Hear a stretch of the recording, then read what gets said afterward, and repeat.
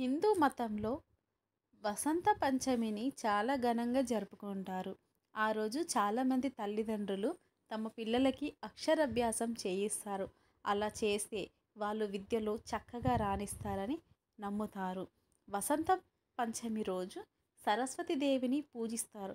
పురాణాల విశ్వాసాల ప్రకారం జ్ఞానానికి ఆదిదేవత సరస్వతి దేవి వసంత పంచమి రోజున అవతరించారు. హిందూ క్యాలెండర్ ప్రకారం వసంత పంచమి పండుగను ప్రతి సంవత్సరం మాఘమాసం శుక్లపక్షంలో 5వ రోజున జరుపుకుంటారు. అప్పటి నుంచి వసంత ఋతువు ప్రారంభమైనట్టు భావిస్తారు.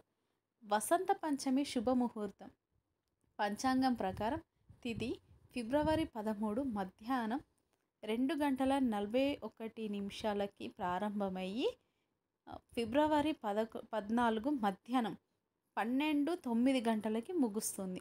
సరస్వతి పూజ ముహూర్తం వసంత పంచమి రోజు సరస్వతి పూజ పవిత్ర సమయం ఉదయం 7 గంటల నుంచి మధ్యాహ్నం 12:35 వరకు ఉంటుంది.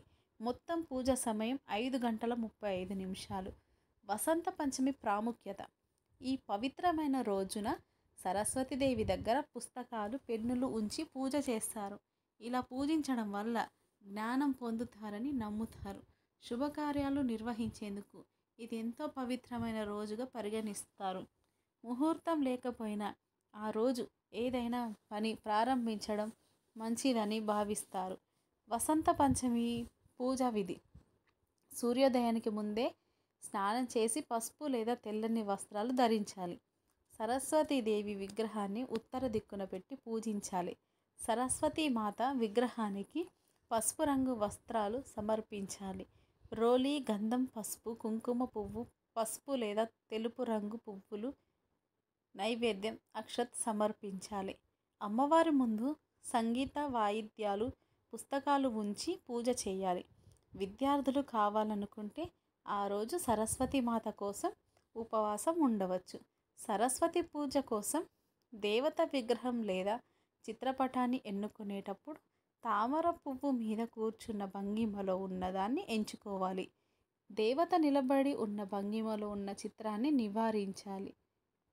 యా కుందేందు తుషారహర ధవళ యా శుభవస్త్రాన్విత యా వీణవరదాండ మండితాకరాయ శ్వేత పద్మాసనాయ బ్రహ్మచ్యుత శంకర ప్రభృతి బిదేవై సదా పూజిత సామంపాతు సరస్వతి భగవతి నిశేషజాడ్య శ్లోకం చదివితే మంచిది. బాసర ఎందుకంత ప్రత్యేకం? వసంత పంచమి రోజు బాసర క్షేత్రం మొత్తం భక్తులతో నిండిపోతుంది.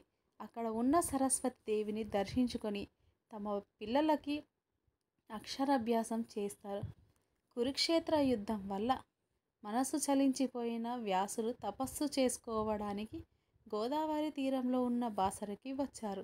అక్కడ వ్యాసుల వారికి సరస్వతీదేవి సాక్షాత్కరించి ఇసుకతో తన విగ్రహాన్ని రూపొందించమని చెప్పిందంట.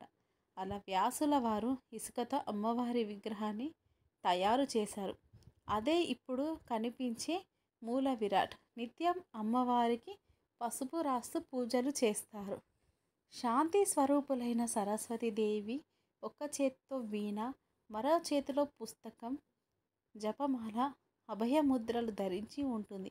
ఈ రూపం విద్య, జ్ఞానం, బుద్ధులకి ప్రతీకగా చెప్తారు. అన్నదానం తర్వాత విద్యాదానం గొప్పదని చెప్తారు.